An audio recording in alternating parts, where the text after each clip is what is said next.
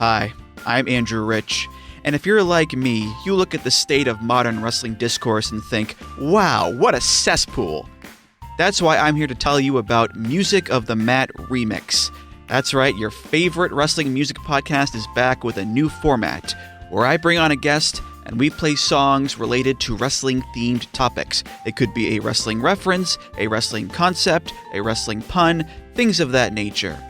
Now you might be saying, Andrew, that is a very, very tenuous connection to pro wrestling on a wrestling podcast network. Is this just an excuse to hang out with your friends and talk about music and ignore the rest of the wrestling landscape? Yes. Yes, it is. So listen to Music of the Mat Remix on the Voices of Wrestling Podcast Network, available on Apple, Spotify, or your podcast player of choice. Most people don't realize how much their personal information is being bought and sold every day. Data brokers are making billions, pulling details about you from public records and the internet, and then packaging and selling it, usually without your consent. That's how your information lands in the hands of scammers, spammers, even stalkers. It's why you get endless robocalls and why ads seem to follow you everywhere. That's where Aura comes in. Aura actively removes your data from broker sites and keeps it off. They also instantly alert you if your information shows up in a breach or on the dark web. But Aura goes beyond data protection. With one app, you get a VPN, antivirus, password manager, spam call protection, dark web monitoring, and even up to $5 million in identity theft insurance, all backed by 24/7 US-based fraud support. Other companies might sell just credit monitoring or just a VPN. Aura gives you all of it, together, at the same price competitors charge for just one service. Start your free trial today at aura.com/remove. Protect yourself now at aura.com/remove. This podcast is a member of the Voices of Wrestling Podcasting Network. Visit voicesofwrestling.com to hear the rest of our great podcasts, as well as show reviews, columns, opinions, and updates across the world of wrestling. Welcome to Jumping Bomb Audio.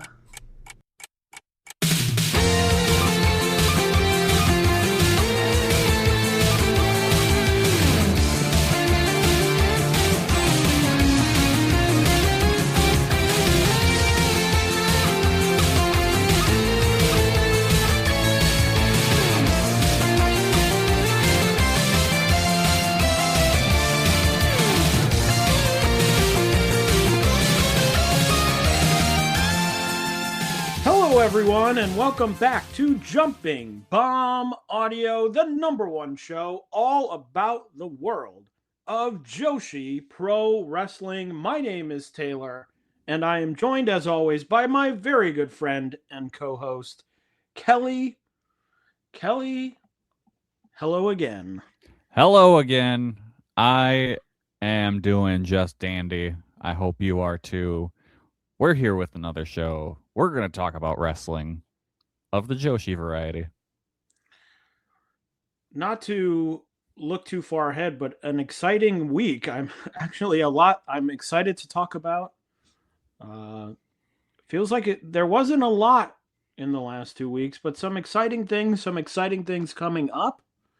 So we're going to have plenty to talk about. But before we do, we of course have to get in the plugs. Follow us on Blue Sky at JBomb Audio. You can follow Kelly at Comic Geek Kelly. You can follow me at Tay Mambo. Subscribe to us on your podcast app of choice. And if that app of choice is Apple Podcasts, we would really love a 5-star rating and review. And if you're feeling extra generous, you can donate to the show at redcircle.com/shows/jumping-bomb-audio. And this episode of Jumping Bomb Audio is brought to you by the NFL Shop. Ba-ba-ba-ba. Bum, bum, bum, bum. The NFL Shop is your source for officially licensed NFL apparel and gear for all 32 teams. Browse a leading assortment of official NFL merchandise from trusted brands including Nike, New Era, and Fanatics branded. Gear up for the upcoming season with all of the latest jerseys for your favorite teams and players. available here at the official NFL shop. Start shopping today at voicesofwrestling.com/JBA NFL. That is JBA NFL. So let's get right Boop, into boop, it. boop, boop, boop. Kelly, the first show we're going to talk about is Sendai Girls' latest show. Happened mere hours ago. Yeah. In fact, I think started 13 hours prior to when we're recording. I think so, yeah. Senjo The Biggest from, I believe, ZBO? How would you say that, Kelly? I would go ZBO. Shibio? Arena Sendai, happening, of course, today, as we're recording July 12th. Kelly, your thoughts on Senjo The Biggest? I had a great time with this show. I thought it was really good. Though I will say, the title of the show, very confusing as to where this takes place. Full title of the show is Senjo 20th Anniversary Tour in Sendai Pit. Isn't Sendai Pit a venue? Or am I losing my mind? Yeah, where did you see that? That's like the full title of the show on Cage Match. Oh, well. And then Senjo the Biggest at the end of it. Interesting. Is that because it's a tour? You know, sometimes Maybe. they do like, oh, it's the tour, and it started in Sendai Pit? Possibly. I mean, it's a Sendai Girls show with a title. Like, that's noteworthy enough on its own. Typically, they're just like, hey, come see Sendai Girls. Because the previous one was Sendai Girls in Sendai Pit, The Sky's the Limit, which was at Sendai Pit. I have a feeling that's a cage match. God damn it, Mistake. Cage Match. You've made me look like a fool for the last time. Because the others are all properly Where they named. are, yeah. You know what I think it might be, weirdly? I think every time they're in Sendai, at least on this tour, they've been at Sendai Pit. So I think maybe in the system, it was like, oh, they're in Sendai again. Call it Sendai Pit. Because this 20th anniversary tour was here in May at Sendai Pit, was here in June at Sendai Pit, and now is back to Sendai, but of course is at ZBO Arena Sendai. So Okay, that makes sense. I think a cage match error. Yeah. Rather than a... I think it would be weird for the promotion to call the show the wrong title. That would be very odd. I liked the show as well. I thought it moved along very quickly. I did, in order to squeeze this show in before we record today, did do some very liberal fast forwarding through some videos and entrances and match conclusions. But I enjoyed myself. So let's get right into it. The show opened with a tag team match, Ryo Mizunami and Sayori Ano defeating Hiroyo Matsumoto and Yura Suzuki in 7 minutes and 1 second. My main takeaway from this is Sayori Ano, congrats on this hard-earned paycheck, where she was in the match for 30 seconds? Maybe, yeah. Look, it was a nice warm-up, Ryo Mizunami coming out, let's fuck at the house party. Yep. Getting the crowd into it. The crowd was into it. They were having fun, and it ended. It did what it was supposed to do, but it was largely Ryo facing off against Hiroyo and Yura Suzuki here. So, fine, but had to laugh at the end when I was like, oh, Sayori taking the night off and getting a paycheck. Yep. Yeah, Mizunami is kind of your ideal opening match wrestler. Like, if you don't have anything really substantial for her on the card, stick her in the opener, let her get the crowd hyped up. The next match was a singles match visiting, also from Stardom, but working a little bit harder, Saya Iida defeating Manami in 7 minutes and 12 seconds. Kelly, what'd you think of this one? I really liked this match. I thought Saya definitely worked a lot harder than Ciari. She was bumping like a maniac for Minami, and even though Minami lost, she came out of this looking really good, I thought. But yeah, it was just it was a good match, way higher effort than I would have expected. Just they did a lot with the time they had. I went 3 3/4 on it. This was a really, really good undercard match. Yeah, I also really liked it. I went 3.5 stars. I thought it was really good. Two wrestlers I like, working hard, good action in a short amount of time. Like Manami, she was in that. I think they mentioned also on commentary in the 5-star Grand Prix. I don't even remember, was Ida in it that year? I don't recall. Did they face off? I don't remember. Yeah, I don't remember. But I've always liked Manami. Obviously, we talked about it last episode. Like Ida, thought they worked really hard. Good action. I mean, did exactly what they should. Didn't stick around too long. Got the energy, kept the energy up. So definitely, I think, in fact, looking ahead, this might be like my third favorite match of the show. It's up there for sure. Which, in a way, I think speaks more to what's upcoming than anything else. But a very good match that I very much enjoyed. The next match was a tag team match, a debut match. Aja Kong and Miku Kanai defeating Reina Takano and Yuna, making her debut in 14 minutes and 23 seconds. I have to say that Yuna took like 2 moves and immediately looked like she was going to break down in tears. Like she had like a arm bar or something, or arm twist, and was like dying. And I was sort of like, look, I understand the principle of, oh, you're the inexperienced wrestler, things are going to be hard. But I think there sort of is a level of, I would hope that these people would come in this match having some sort of, like, it felt very much like they had picked someone out of the audience and been like, do you want to wrestle? And they were like, yeah. And then you do one move and they're like, this really hurts. I'm like, haven't you been training for a long time?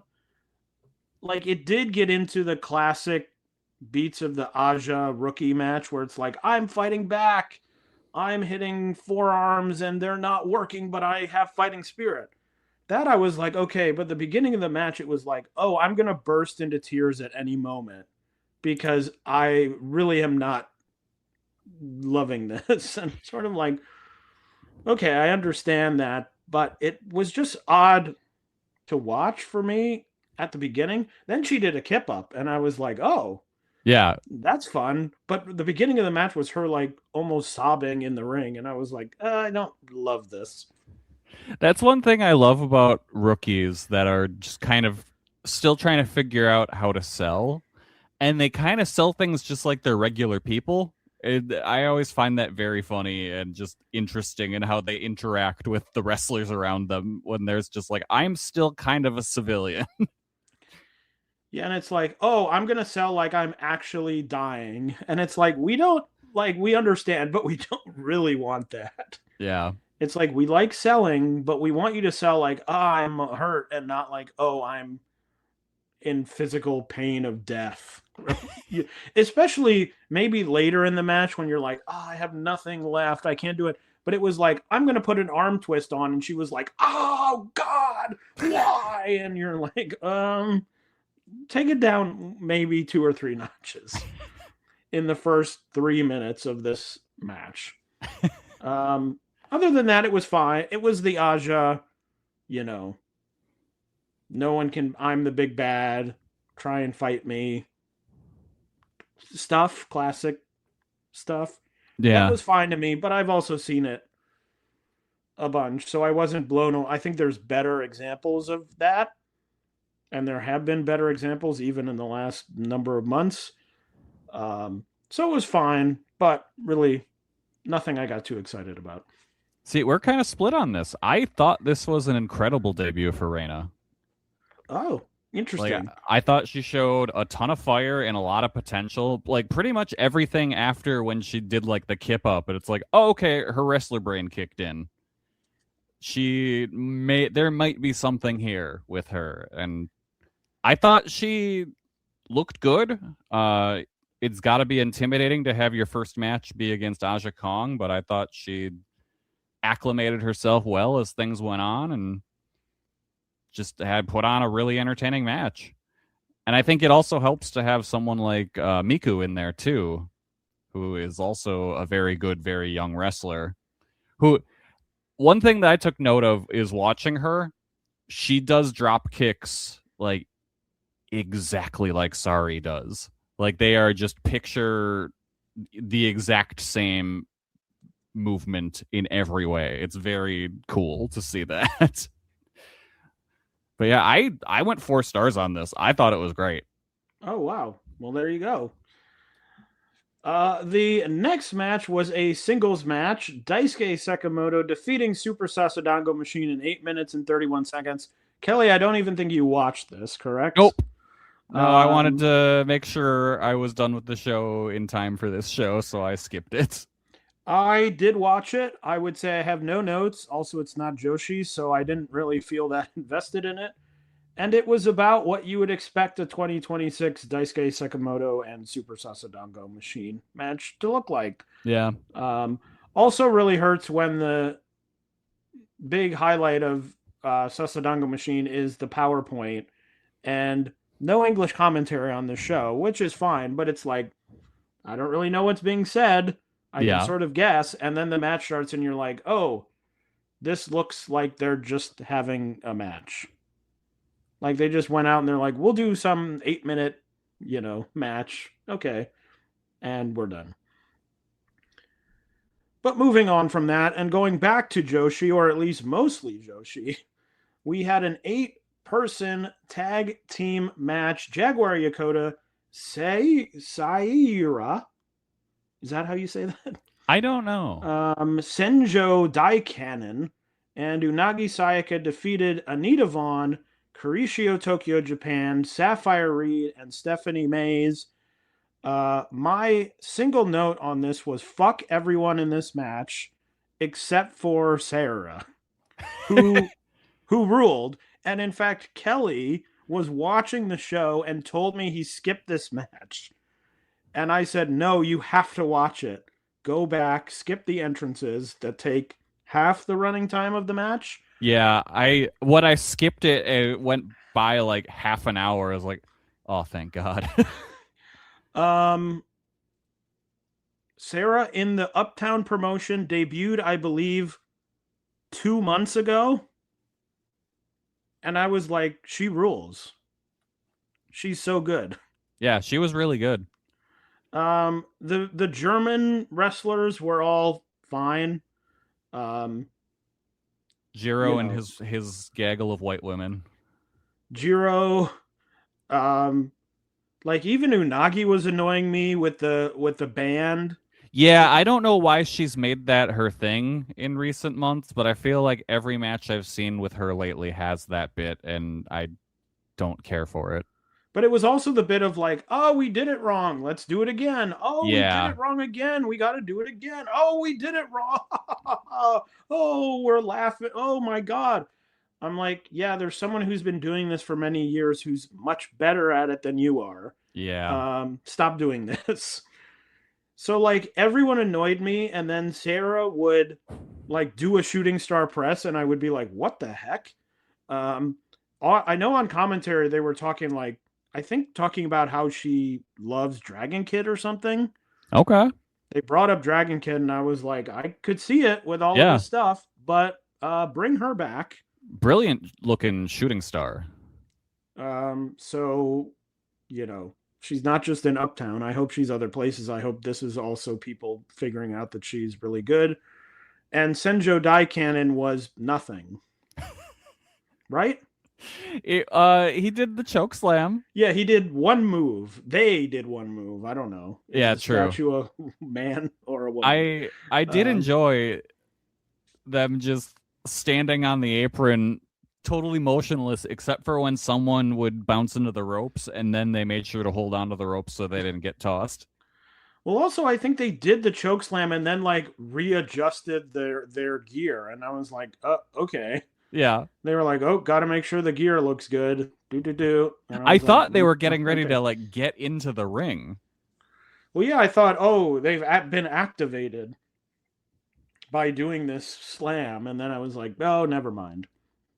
It reminded me of a movie called The Great Buddha Arrival, where there's a giant Buddha statue that just kind of is motionless for the most part, that goes through Tokyo as a kaiju almost, that is based on a 1934 Lost kaiju movie. So, thought that was an interesting thing. I was like, I wonder if that's what this is referencing, but who knows. But a match I would absolutely not recommend, except for the fact one person is very good in it. Yeah. Then we got to the business end of the card. 3 title matches in a row. The first one, the Sendai Girls Junior title match. Spike Nishimura finally defeating Senka Akatsuki to win the title in 9 minutes and 51 seconds. I thought this was a good match. I think it's good to get Senka more of these matches where she's supposed to sort of be 50-50 on the offense, because I think we talked about the last time we were covering a Senka match, is that I think the reliance on her being the scrappy underdog means she hasn't really developed a solid offense. It looked a lot more solid here. So I think getting her in these matches where she's supposed to be, you're on offense and it should look like it hurts and it should do all these things, makes her better. Makes sense. Spike was winning because they've run this match now like 4 times or something. And I think Spike losing again would have been a little bit goofy. But interested, I think the most interesting thing is this the Senka elevation move at this point to get her out of the junior, you lose the junior title and you move up, or are we still going to wait a bit? I could see either at this point, but a good match. Wasn't, blown away by it, but I thought it was very solid. Yeah, I wasn't super wowed by this. I thought it was fine. It never really clicked with me like I was hoping it would. I thought it was a little sloppy at times, but like they didn't blow any major spots, so I can't super complain about it. I'd probably go around like 3.25, 3.5 in that range. Then the semi-main event of the show was the Sendai Girls Tag Team title match. The Red Energy duo of Mika Iwata and Miyuki Takase retain their titles, defeating Bob Momo Banana, Mio Momono, and Yurika Oka in 17 minutes and 5 seconds. Kelly. I had the realization during this match that Bob Momo Banana are basically what if Pam Harajuku and Raku were like elite level workers. It's like their matches have very much the same vibes, but then Bob Momo Banana are awesome. And like at one point, Yurika Oka just pulls out a shoot headbutt as just like a transition move. It's very funny. I did enjoy when Oka runs in and whapped Iwata in the head with the banana, and the commentator just goes, "Oh, banana!" Like it's fucking a chair or something like that. Popped me. These two teams always deliver when they're together, so this was great. I was very happy with it. It was cool to see Mika Iwata win a match on a big stage. That was nice. I'm glad they let her win, because that doesn't happen very often. And she really just beat the bricks off of those two girls. Just beat the absolute shit out of them. Had some real nasty looking kicks. Just like, this was great. I went 4.25. This kind of high speed versus hard hitting match is always like a winning combination for me. It's funny you say that, because my thought was the last few big, quote, I guess maybe quote unquote big Baba Moba Banana matches, I've gone in being like, this is going to be so good. It's going to be amazing. And they've been good matches, but like a level below what I'm sort of expecting. Like, I remember back to the FWC match where I was like, this is going to be so good.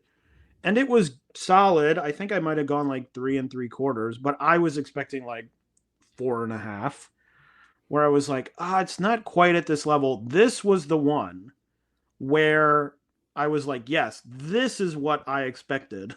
Yeah. Have been expecting in this match. I thought it was really good. Highlighted the finishing sequence with Mika and Yurika Oka was really good. My note was, if not for the legendarily criminal booking over years, think of how good Mika Iwata would be considered. Oh, yeah. She's so good. And I was like, thank God she won, getting a good win. But I'm like, she's so good, and no one talks about her, because every time she gets any sort of momentum, she has to like banana peel lose like an idiot. Mm-hmm. And I'm like, she's so great. I thought she was really great in this match. I thought all four were really good. But just that finishing sequence, great near falls, high energy, constant energy. I thought it was really good. I also went 4.25 stars. Really enjoyed it. And this was the thing where I was like, yes, this is the Baba Moba Banana match that like every time they get announced against a big team, I'm like, this is what I expect. Yeah. Like, really good. It helps, again, to be across two really great workers. These two teams have specifically just great chemistry. Like, you just go back to the match where, was it Mio got hurt? And they kind of just had to call the match on the fly with just Oka versus Red Energy, and it was still fucking incredible. I love that match. Yeah. They do. I mean, they're all four. I think individually you'd be like, oh, they're all great workers. So it's like, okay, they get together and they're all great workers. Yeah. So yeah, definitely a highlight of the show. Really happy. I was like, yes, this is it.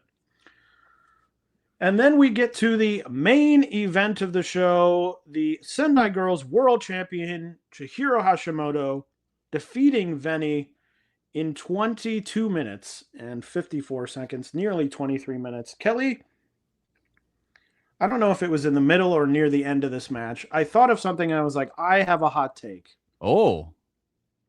For the podcast. Oh.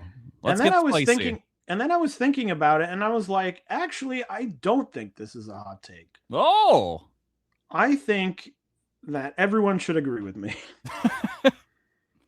The last 10 years of Joshi, so vaguely, maybe not exactly 10 years, but vaguely 2016 to 2026. Okay. Chihiro Hashimoto is the best Joshi wrestler of the last 10 years, and I don't think it's very close. The only person I would put up against her is Sari. But Sari was gone in WWE for like 4 years. Yeah, that is true. Like, there's a 4-year period where Sari had no matches, essentially. Yeah. I'm like, and everyone you could be like, oh, so-and-so is really good. I'm like, yeah, but they missed, Suri's another one. It's like Suri was not active that whole time, Yeah. I mean, Hashimoto going back to it was either 2016 or 2015, that series of matches with Suri. Yep. Then Suri leaves and she keeps going. I mean, every one of these big matches that she has on these Sendai Girls shows are always good. She never misses. She never misses. And it's like, if you're going to put someone in the main event and you want to guarantee a good match, I am picking Hashimoto 100%. Yeah. These are always good, and that leads me into saying this match was awesome. Mm-hmm. It's so funny. We talked about, either last episode or 2 episodes, it's like, oh, it's sort of a bummer that Veni is sort of putzing around these undercards of these indie Joshi shows. And then comes here and it's like, oh yes, this is the thing that we were all like, she's so good. Like, oh, a reminder, is this the thing that's, I don't think she has the sort of momentum she did a couple years ago where it was like, she is so good. Everything's coming up. Veni, this is amazing. I think some of that sort of momentum, not having to do with anything in ring, but just her position in the world of wrestling, I think has gone down a little, but, comes here and it's like, this match was amazing. Yep. It was so good. It was exactly what you would think these two could do. As Veni's entry video weirdly said, leave that humdrum place of glum behind, Kelly. Which I found so weird, I rewound the video to be like, what? Why does that say that? Just like tough. I don't even really know what to say because it's like, have you ever seen a good Chihiro Hashimoto match? This was it. Mm-hmm. Fighting spirit, those crazy suplexes, headbutts, everything you want. I went 4.5, although I'm so on the border of 4 3/4. Like if someone was like, you need to give this 4 3/4, I would be like, okay, I will. Like I'm very convincible. Where I was like, I think 4.5, just because there isn't really, beyond it being so good in ring, there isn't really that extra oomph of like, oh, it's part of a great story, it's the end of something, whatever. Mm-hmm. It's just sort of like, this is a great match. It's so good. But I was like, it's so good that maybe it's 4 3/4, but I went 4.5. So I'm very interested to hear what you thought of it. I was also 4.5. I thought, this was awesome. Vani was really good here. And there's a couple moments where I was like, maybe she's going to pull this out. I thought her limb work on Hashimoto's arm was really good, even though it kind of didn't really amount to much in the story of the match. That's what kept me from going 4 3/4, was I wish that would have played some kind of role going further into the match. But even so, it was still really good. They both worked so hard in this match. Chihiro ate so many boots to the face. Like, my goodness, and you could tell after the show, she was red and beat up. Like, she really took some shots. I don't think I've really thought about this comparison prior to this show, but having Sekimoto on this card, it really made me think, like, this kind of match reminded me so much of like that golden age of Big Japan with like Sekimoto and Okobayashi and all those dudes just beefing around and hitting each other real hard. Like, this is the closest we have to that right now. And it's funny, Sekimoto is on the show and Hashimoto is doing a better Sekimoto match than Sekimoto can do. I always think about, obviously we have this podcast. There are people, I think Joshi as a whole is in a much stronger place than it was 10 years ago, or even probably 5-7 years ago at this point. Yeah. I just think about like in 25 years, people going back, because like people don't really talk about, like Joshi people do, but regular people don't talk about Chihiro Hashimoto. No. Like now, a lot of people in Stardom get talked about, which they deserve. There's a lot of really great people there, but they've got the backing. Tokyo Joshi gets some talk, which is also deserved. But it's like people outside of Joshi, no one talks about Chihiro Hashimoto. In like the English-speaking fandom, like I would say Hashimoto's biggest supporters probably are from Europe because she works there every now and then. And they are exposed to her and like, holy shit, this woman rules. Yeah, and I just think in 25 years, people being like, oh, here's some wrestling that no one ever talks about, featuring one of the greatest wrestlers of the time. We discovered this lost media featuring a wrestler named Chihiro Hashimoto. but it's just crazy. She's so good. Is this the best match you've never seen? If the world even exists in 25 years, maybe we should just start making YouTube videos like that. I mean, we probably could. Yeah, we'd probably be really good at it. Most people don't realize how much their personal information is being bought and sold every day. Data brokers are making billions, pulling details about you from public records and the internet, and then packaging and selling it, usually without your consent. That's how your information lands in the hands of scammers, spammers, even stalkers. It's why you get endless robocalls and why ads seem to follow you everywhere. That's where Aura comes in. Aura actively removes your data from broker sites and keeps it off. They also instantly alert you if your information shows up in a breach or on the dark web. But Aura goes beyond data protection. With one app, you get a VPN, antivirus, password manager, spam call protection, dark web monitoring, and even up to $5 million in identity theft insurance, all backed by 24/7 US-based fraud support. Other companies might sell just credit monitoring or just a VPN. Aura gives you all of it, together, at the same price competitors charge for just one service. Start your free trial today at aura.com/remove. Protect yourself now at aura.com/remove. Yeah. Did you know they let women wrestle? Yeah, except then we'd have to fight off all the comments that are like, but they're women. They could never be as good as the men. They're not, they're no Danhausen. Yeah. Because Danhausen knows how to connect with a crowd. Women aren't just for gooning to. Okay. I was going to say we're moving on, but I'm not sure I want that to be the end of our Sendai Girls review. Look, that's going to be our first YouTube video, and it's going to get so many hits. We're going to be rich. Anyway, the match is great. Go out of your way to watch this match. It's on Wrestle Universe. That's the other thing now. I'm like, look, I'll say it.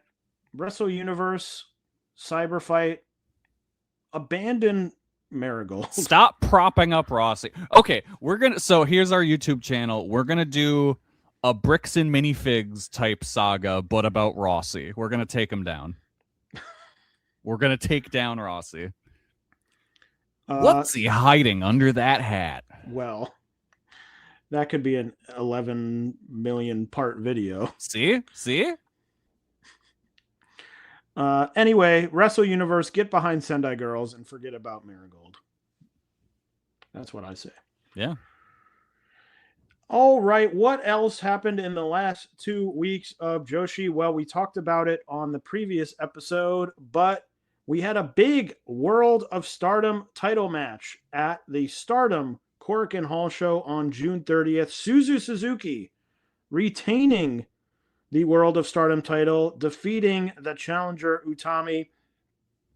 Another match. I thought this was really, really good. I went 4 1/4 because of one major issue I had with this match. Okay. There were at least 3 occasions of late kickouts. I've been noticing that a lot lately. At least 3 that were not 2.9, that were like 3.2. Yes. And I was like, what is going on? Because then you see the hold of the hand by the ref, and you're like, nothing's happened yet. And then it's a kick out. The first one, I was like, okay, you missed one. It happens. The timing isn't right. But I was like, it kept happening. And I was like, why is this still kick out? At this point, they're trying to get close to 3, but it's like, you're not hitting 3. You're not close. But the action was really good. I really liked it. I went 4 1/4 stars. I thought it was really strong. Really, I'm very happy to see Suzu win. Yes. Because that's interesting to me. Yes. I was very worried she was just a transitional champion here, but it looks like she's going to get an actual run. Yeah, and I think if Utami wins, you're like, okay, they're going back to Utami. It will be what it's always been. But now I'm like, I don't know what it's going to be. It's far more interesting for her to lose and be like, all right, well, what do I do now? Exactly. I can't just walk in here and dominate like I did in Marigold. Then there were some 5-star Grand Prix qualifying matches throughout the 2 weeks. We'll talk about that shortly.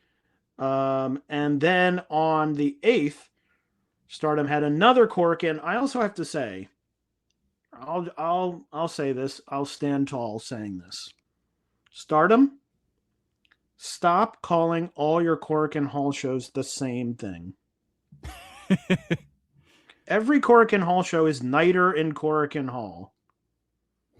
And I'm like, can't we think of any other names of shows? Well, that goes to what I was saying earlier with Sendai Girls, where for the longest time, all of their shows were just called Sendai Girls. Yeah, I'm like, oh, call it, I don't know, something. Tag match in Korakuen Hall.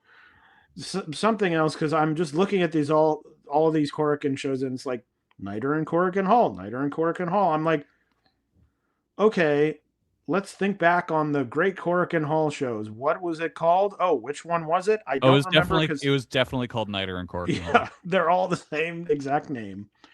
But on the 8th at Korakuen Hall, the Neo Genesis duo of Azumi and Miyu Amasaki defending successfully the Goddesses of Stardom title against Hi Mate, Hanako, and Micah. What else has been going on in Diana? Miran defeated Coco to not retain the Diana Crystal title, as we talked about last episode. And then in the main event of that show on July 5th, Ayako Sato and Hanako Nakamori becoming the Diana Tag Champions after they defeated Haruka Umasaki and Unagi Sayaka. And the Catch the Wave tournament has come to an end. Yes. They caught it. We hardly knew you because you didn't air.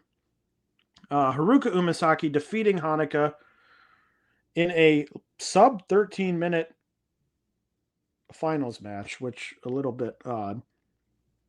But Haruka Umasaki is now the number one contender for the Regina DeWave title, currently held by Tsuki Aoki. That title match will happen in August. Also happening in the last 2 weeks, the Just Tap Out JTO 7th anniversary show at Korakuen Hall on July 10th. 2 big matches there. Saya Kamatani defeating Azusa Inaba. Kelly, both you and I watched this match. I have to say, I thought it was good. I probably would have gone 4 stars. I think I was a little bit over expectant because both you and John from Wrestling Omakase, big hype for the match. So I think I went in expecting I don't know if I big hyped it. I just said I think the combination of John did big hype it. Yeah. I went 4 on it too. Okay. So we were even. Very good match, very enjoyable. And then Kelly, I know you watched the JTO girls title match. Yes. Where Tomoka Inaba defeated Mirai to win that title. What do you think of that match? That match was really good too. I went 4 on that as well. I actually learned in talking to John, the Mirai title win never aired, which is very funny. Because going into this show, I didn't know that she was champion, and then to find out that title match never aired is very good. Like, it's 2026. What are we doing? But the JTO 7th anniversary show was very fun. I watched all of it, and I enjoyed it quite a bit. Definitely worth a watch. Pretty full Korakuen. I think they got like 1,100 or something roughly people in there. Some fun stuff on the undercard. Nothing like must see, but it's a fun anniversary show. I just like seeing the people that Taka finds. Like, I really enjoyed the new trainee he's got where she's a big lady and her gimmick is I play the clarinet. Like, why not? Sure. Yes, and I think Taka had threatened that if they didn't draw 1,000 people to Korakuen, they would never run Korakuen again. But they've done it. So look forward to more JTO Korakuen halls. All right, what is coming up in the next 2 weeks? Well, we got a lot of big things coming up in the next 2 weeks. The first one is the beginning of the 5-star Grand Prix. Big news coming out just recently, which is that B. Priestley is injured and will not be a part of the tournament. She is being replaced by someone who is currently only known by X. So we will have to see who that is. But B. Priestley, I don't believe, was scheduled to have a match in the first 5 days. That's crazy. Of the tournament. So I don't, in terms of what's coming up in the next 2 weeks, which we'll talk about in a second, I don't believe her absence affects these shows, but we'll go through them now. Yeah, that's the thing with these kind of tournaments where it's like when we're talking about the standings and where people are, you always got to look and it's like, oh, okay, that person only has 2 points because they've had a match even though we're halfway through the tournament. Yeah, so it's really, and there are some, especially coming up, where it's like Red wrestles a lot early, the Red blocks wrestle a lot early and then not late, so there's definitely some imbalance here. But actually, the first 3 days are balanced. Day 1, happening on July 18th, will be at Oda Ward. 8 matches here in the Red A block. Sayaka Kurara and Akira Kirigane. Tomoka Inaba will face off against Itsuki Aoki. Mei Sierra against Rina Yamashita in the Red B block. And also in the Red B block, Saya Ida against Azusa Inaba. Over on the blue side in A, Aya Sakura against Hanako and Miyu Amasaki versus Ruaka. And in the B block, Koguma versus Kyoko Furusawa and Yuna Mizumori versus Momo Watanabe. I have to say, Kelly, usually this opening day of the 5-star, one of the highlights. It's not a very stacked show. I was just going to say, not for me personally, not a lot of excitement. Like, my most anticipated match is easily Mei Sierra versus Rina Yamashita. I think Ida and Inaba could be fun. I think I'm interested to see Yuna Mizumori and Momo Watanabe. Watanabe coming back. Yuna with a good opportunity. But there's, other than that, not too much excitement. No. On this match where I'm used to seeing like, oh, here's the heavy hitters that you won't believe on this first day, and you've got like 6 4-star matches, and it's the best show you've ever seen. Yeah, it's like everyone works. It's a huge show. Previous title matches are your main event. This does not stand up to past 5-star lineups. Then the next day on the 19th will be day 2 in Toyohashi. Over on the red side, Tomoka Inaba against Natsuko Tora and Sayaka Kurara versus Rina in the Red A.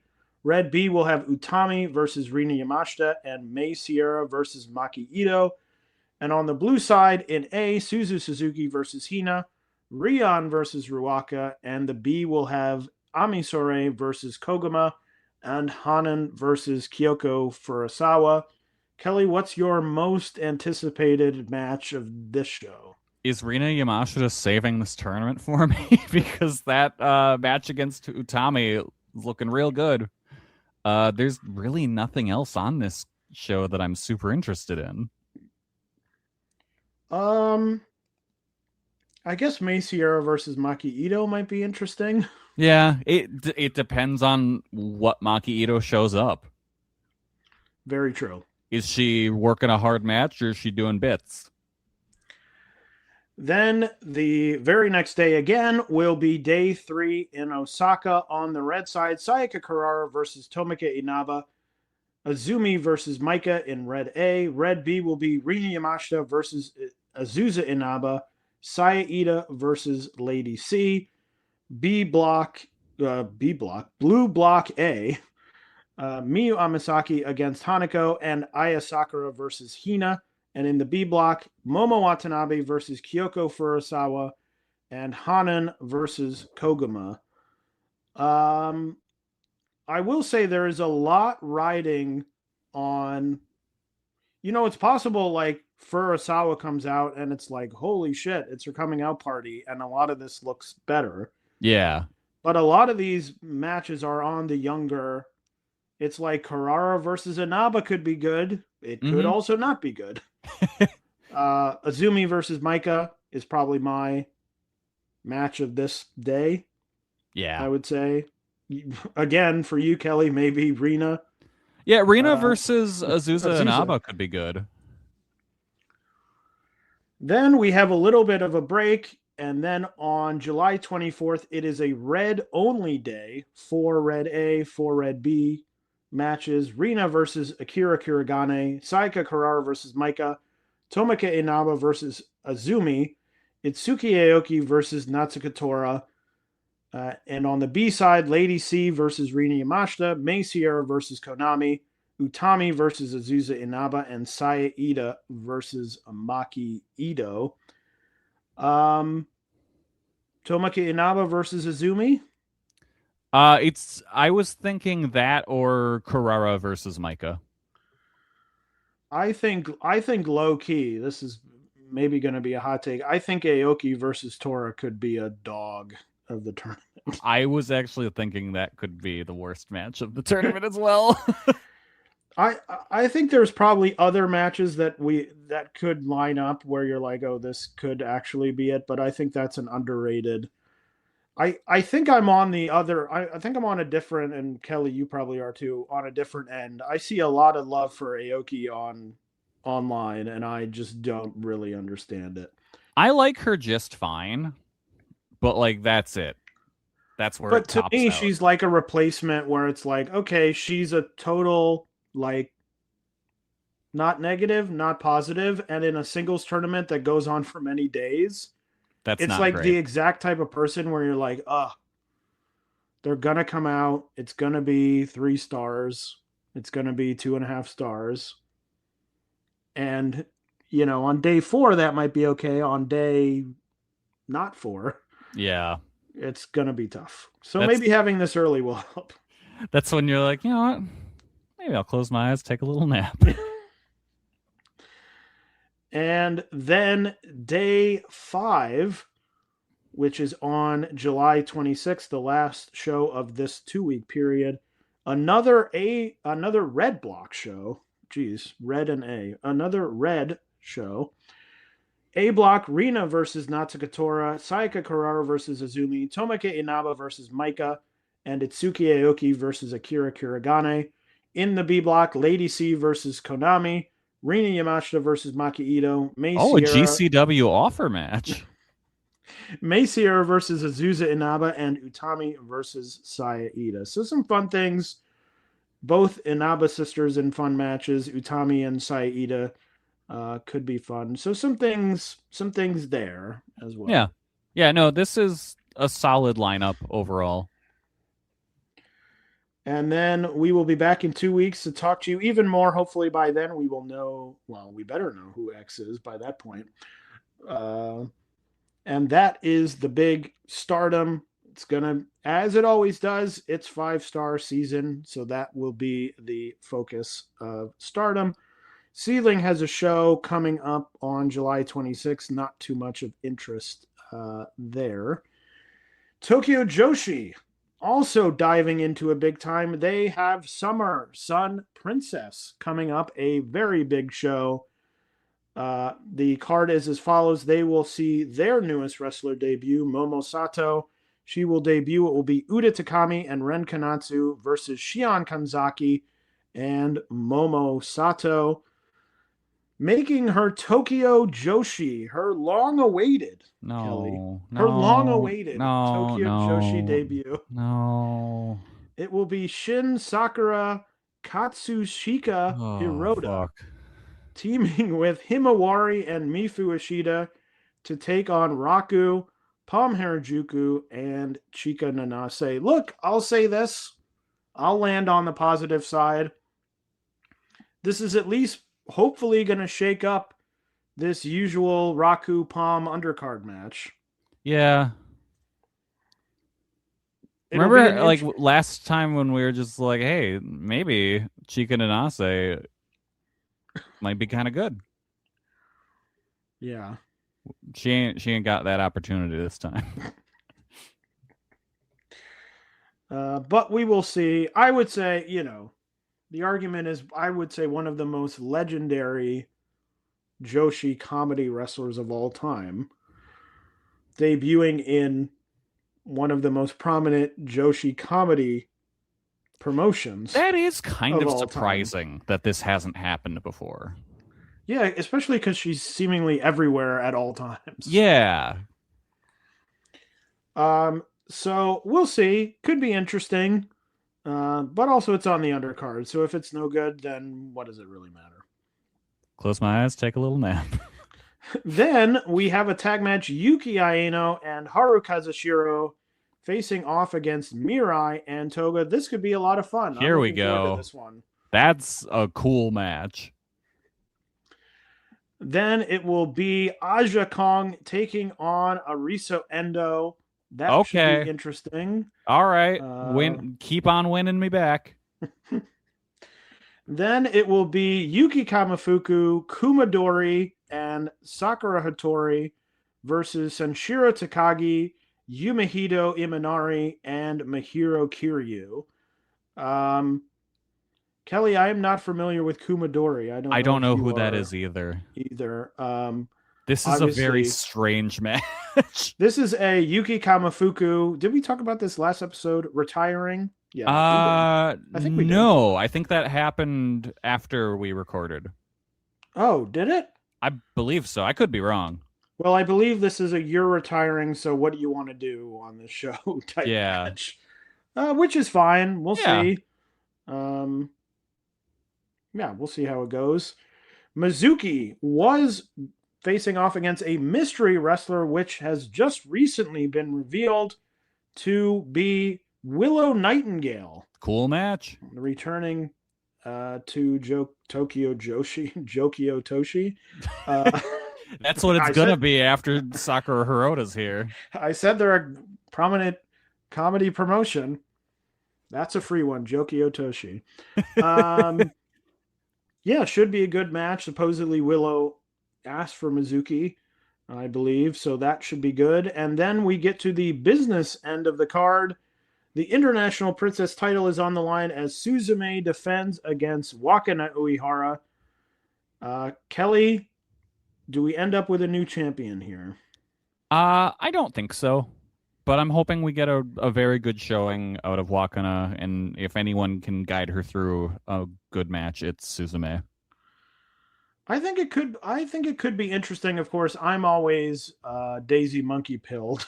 Yeah. Where I'm like, they're gonna put Daisy Monkey back together. So I'm like, she's got to lose the title, so this is the time to do it. But we'll see. Interesting to see how Wakana does here. I think the tag team in the long run is or was probably a net negative for her in terms of in-ring work. Oh yeah. So it will be interesting to see if she can come out here, have a good match. That's my major hope. I think if she comes out and has a good match, that'll be fine if she wins. And, if she comes out and has a good match and loses, then that's also fine as well. But we will see. Then the Princess tag team titles are on the line. The reluctant challenger Shoko Nakajima and Hyper Masao, who did not want this match, will challenge Miyu Watanabe and Rika Tatsumi. Should be a good match. Yeah, this feels like Tokyo Joshi kind of old reliable. Like, you're going to stick these four in a match, probably going to be good. And then the main event is the Princess of Princess title match. Yuki Arai, the champion, will defend against the ace of Tokyo Joshi, Miyu Yamashita. I mean, Yuki's got to win, right? I think so. This does feel like a trap where 3 or 4 years ago, Miyu would win Yes. 100%. Yeah. But I'm like, to me, you push sort of all the chips in, and it is working. Mm-hmm. It appears. I don't know what number this show is going to draw, but we'll see. But it's been doing very well. The promotion has been doing very well. It feels like now you've got to be like, yes, this is our person. Also, going back to that Sendai Girls show, I did think in the middle of the main event, Tokyo Joshi should bring in Veni to train with Yuki Arai on kicks. Yes, absolutely. Because Veni like did a finally in the match. She sure did. And I was like, that looks great. Bring her in and essentially have her tell Yuki Arai, do it this way. Yeah. Don't do it any other way. Do it this way. But a good looking card. I'm excited for this show. It should be good. Mm-hmm. Tokyo Joshi really on a hot streak, so I don't see why this changes that. And then just a few days later, on the 20th of July, the Tokyo Princess Cup starts. Kelly, have you seen that they have been releasing these fun wrestler videos on their Twitter? I haven't watched any of them. I saw them actually last night. I was looking for something else, and I saw that there was all these little like intro videos to each wrestler, and it's like, that's cool. I like that.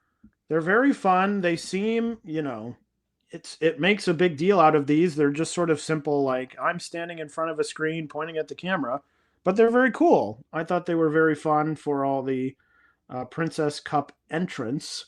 So on the 20th, we will have the first round matches. This is in classic Tokyo Joshi style, where two wrestlers face off in the first round to then face a wrestler getting a bye in the second round. So the first round matches will be Uda Takami against Miyu Yamashita, Raku versus Mizuki, Ariso Endo versus Sakura Hattori, Wakana Uehara versus Mifu Ishida, Toga versus Momo Sato, who will be jumping right in to the deep end of the pool in the Princess Cup, Miyu Watanabe against Ren Kanatsu, Suzume versus Shion Kanzaki, and Haru Kazushiro versus Yuki Arai. Kelly, I ask you because I don't really have an answer. Who do you think wins this tournament? I have zero idea. I'm going to make a bold declaration and say that Haru upsets Yuki Arai. Interesting. In the finals? No, in the opening round. I was going to say, I was like, what? Interesting. Yeah, I don't really know. That's my bold declaration for this show. So we will see. That will happen the 20th. Then they will have the round. I guess it's round 2. Yeah. Matches where 4 of the winners from this show will face 4 of the wrestlers getting byes.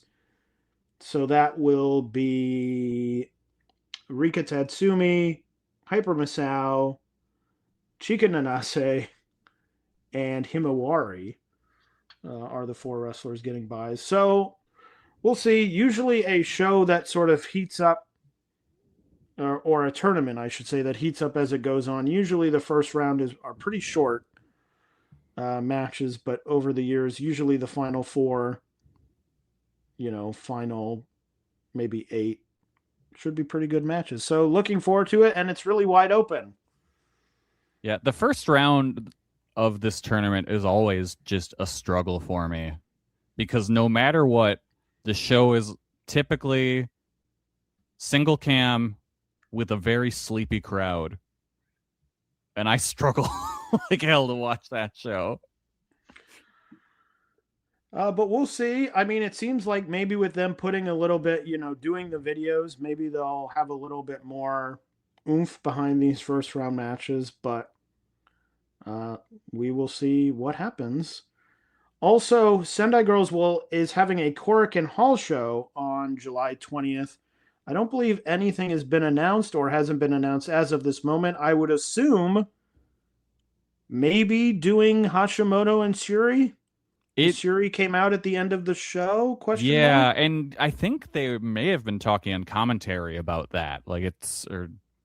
I swear I heard something about like an anniversary something in just the little bit that I could grasp. So it might be then. So things may have been announced by the time this comes out, but as of this moment, we don't know. Kelly, what has been going on in Choco Pro? In Choco Pro on the 14th, we've got a show called It's Time coming up. That will be main evented with a Super Asia title match, Miya Yatsuba defending against Mei Saruga.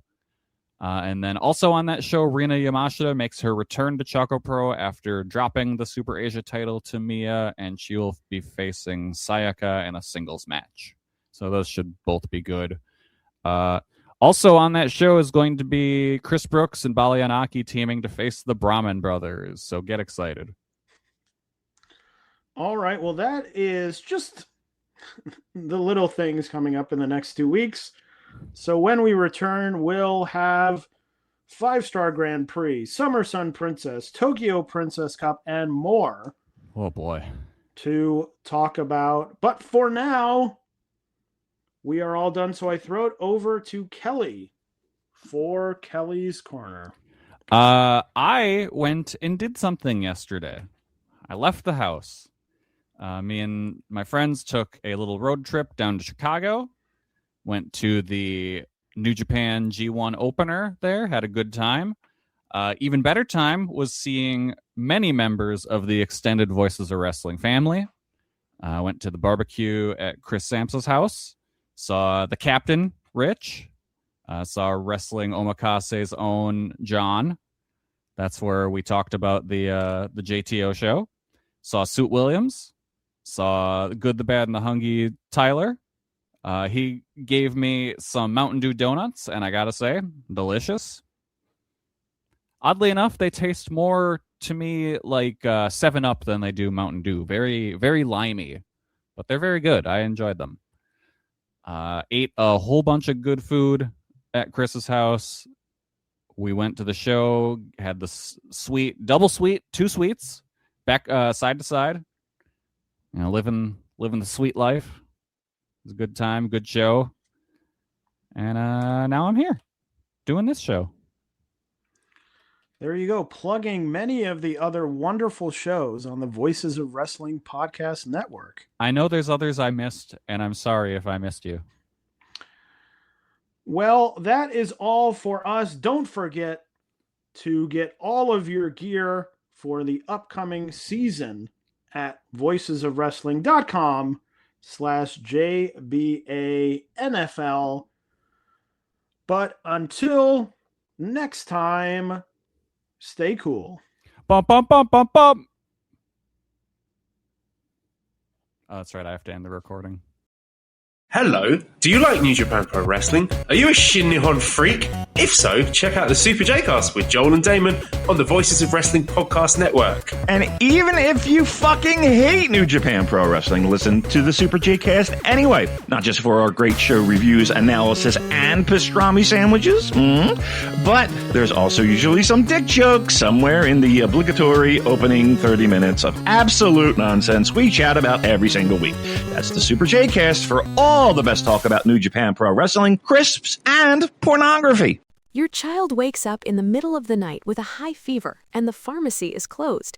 You could wait agonizing hours just to try and get a doctor's appointment, or you could prepare ahead of time with Jace Medical. Jace makes it simple for families to stay ready with kits like the Jace Case.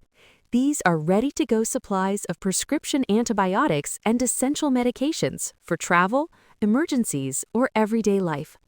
With Jace, you're investing in more than health. You're investing in true peace of mind that you are prepared for the unexpected. It's fast, it's affordable, and it could be life-saving. Just head to jace.com, answer a few quick questions, and a licensed doctor reviews your info in minutes.